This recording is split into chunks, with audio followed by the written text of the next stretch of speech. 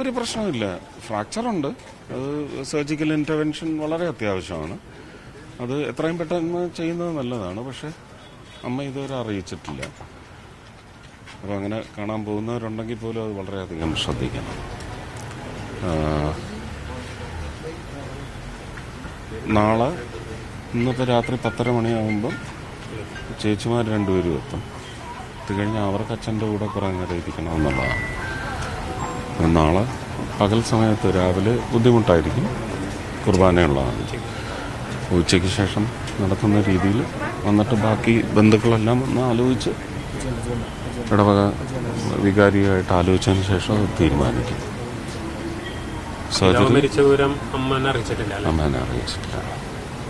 അത് ആ റൂമിൽ TV ഒന്നും വയ്ക്കത്തില്ല എന്ന് തോന്നുന്നു. ഇല്ല, കുഴപ്പമില്ല. ഒരു മൈനർ ക്രാക്കേ ഉള്ളൂ ഹിപ്പിൽ. അത് ഡോക്ടേഴ്സുമായിട്ട് സംസാരിച്ചു. കൈക്കത് ഒരു സ്ട്രിങ്ങോ റോപ്പോ വെച്ചൊന്ന് ചെയ്യേണ്ട മൈനറല്ല.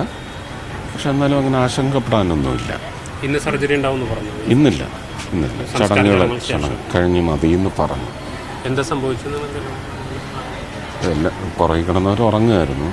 ഒരു ലോറി ഒരു സ്പോട്ടിൽ ഇടിച്ച് അതിനുശേഷം സ്റ്റിയറിംഗ് ലോക്കായി വന്ന് ഇവരുടെ അതും ബാക്ക് സൈഡിലേക്ക് ഇടിച്ചു എന്നാണ് വിചാരിക്കുന്നത്. ഫ്രണ്ടിലിരുന്നവർക്ക് 2 പേർക്കും ഒരു കുഴപ്പമില്ല. ബാക്കിലുണ്ടായിരുന്ന 3 പേർക്കാണ്. ഓക്കെ.